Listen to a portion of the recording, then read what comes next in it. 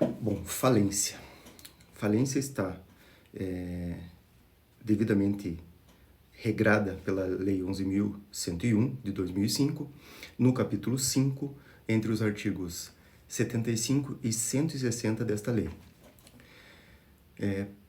A partir de cada dispositivo, far-se-á um comentário, enfim, se necessário for, mas quais são os objetivos ou ali descritos da falência em si, conforme preceitua o artigo 75 da lei. Primeiro, ao promover o afastamento do devedor das suas atividades, a lei visa preservar e otimizar, vamos dizer assim, a utilização produtiva dos bens e ativos, enfim, recursos. No que sentido? Trazendo a possibilidade destes recursos serem inseridos de novo na sociedade no fomento mercantil. Se a empresa não é viável, ela deve encerrar suas atividades. E por conta disso, esse é o inciso 1 do artigo 75. Também permite a liquidação célere dos bens ativos da empresa. Para quê? Para que seus credores possam utilizar-se, vamos dizer assim, do que tem ali a receber. E essa é a visão de realocação eficiente dos recursos na economia. Isso é o que diz o inciso 2. O inciso 3 traz que esse objetivo também visa fomentar o empreendedorismo, porque viabiliza o retorno célere do empreendedor falido às atividades econômicas. Isso é o que visa a lei, ou visa a falência dentro da lei de falências. Também, o parágrafo 1º fala que é o seguinte, o processo de falência, enfim, atende aos princípios da celeridade e economia processual. Garante o contraditório, a ampla defesa e os demais princípios aí previstos na legislação processual civil. O processo de falência ele está abarcado, chama assim, por uma efetiva celeridade para que tudo que esteja diante dessa empresa falida seja o mais rápido possível destituído, ou seja, recolocado na economia conforme a própria lei fala, ou seja, preservando, enfim, otimizando a utilização produtiva dos bens, uma liquidação célere, fomentando aí o empreendedorismo, sem, com isso, mitigar o contraditório, a ampla defesa do falido. Tá? A falência também é um dos mecanismos de preservação de benefícios econômicos e sociais. Por quê? É por meio da liquidação imediata do devedor e da rápida realocação útil dos ativos na economia que isso se dá, ou seja, a preservação dos benefícios econômicos e sociais, eles não estão insertos ou inseridos perante a empresa, mas sim perante a economia ou a sociedade. E por conta disso é que a falência tem esse mecanismo, meio para que esses bens ou esses recursos sejam realocados imediatamente, fomentando, vou chamar assim, a economia. O artigo 76 fala da competência do juízo da falência, que é indivisível e deve conhecer todas as ações propostas perante os negócios do falido. A ressalva trazida nesse artigo é as causas trabalhistas, que tem o foro próprio, que é a seara trabalhista mesmo, as fiscais, que são reguladas, que não reguladas na lei de falências mesmo, e em que o falido figure como autor ou litisconsorte ativo. Mas todas as ações terão prosseguimento com o administrador judicial, que deverá ser intimado sempre para representar a massa. Mas, de toda sorte, o juízo da falência, além de ser indivisível, é competente para conhecer todas as ações. Só ressalvando as trabalhistas e as fiscais que não reguladas na lei. O artigo 77 traz que a decretação da falência determina o vencimento antecipado de todas as dívidas do devedor e do sócio.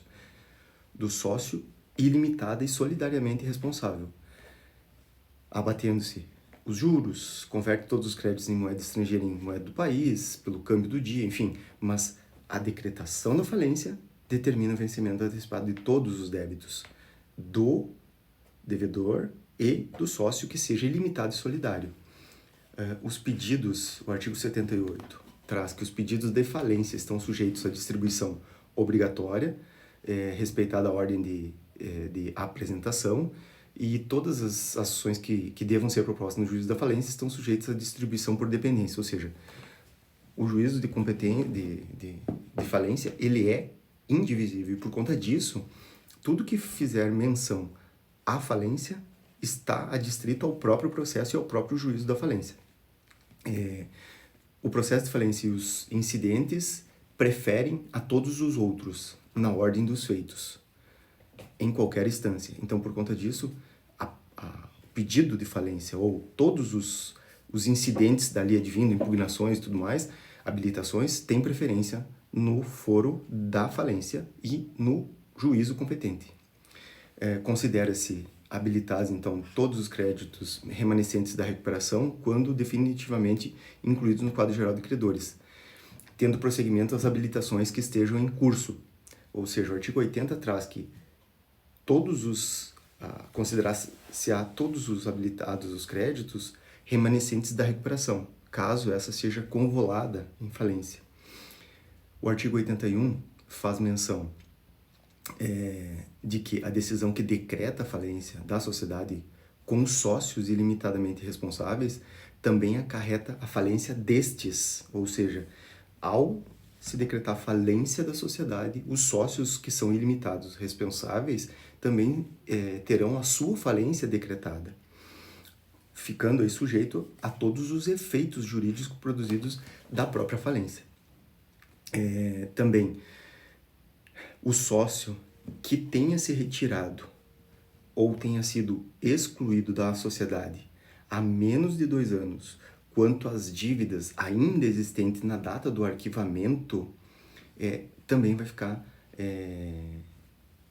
vamos dizer assim, incerto aí nessa questão da decretação da falência, ou seja, aplica-se a esse sócio todos os efeitos decorrentes da falência. O sócio que tenha saído ou tenha se retirado ou tenha sido excluído há menos de 2 anos, quanto às dívidas existentes na data do arquivamento da alteração do contrato, ou seja, a data da alteração, a data da saída do sócio que é o marco para fins de regular esse prazo de 2 anos. As sociedades falidas, então, serão representadas pelo ou o administrador ou o liquidante, conforme preceitua o parágrafo 2º do artigo 81, e o artigo 82 traz uma importante previsão que é a responsabilidade pessoal do sócio limitado, ou seja, sócio de responsabilidade limitada, ou dos controladores ou dos administradores da sociedade falida, será apurada no próprio juízo da falência e prescreverá, conforme o parágrafo 1º, em 2 anos, contado do trânsito da sentença de encerramento da falência, a ação de sua responsabilização, caso ele tenha cometido qualquer ato ilegal ou mesmo tido como crime falimentar. O juiz, no caso, poderá de ofício ou mediante o requerimento ordenar a indisponibilidade dos bens particulares dos réus. Os réus aqui tidos como sócios da sociedade. Sócios ou os controladores ou administradores. O artigo 82A, inserido pela Lei 14.112 de 2020, traz uma vedação sobre a extensão da falência e seus efeitos aos sócios que são de responsabilidade limitada, também aos controladores e administradores da sociedade falida, sendo admitido, contudo, a desconsideração da personalidade jurídica. Por quê? Para não se estender isso a outros que não responsáveis.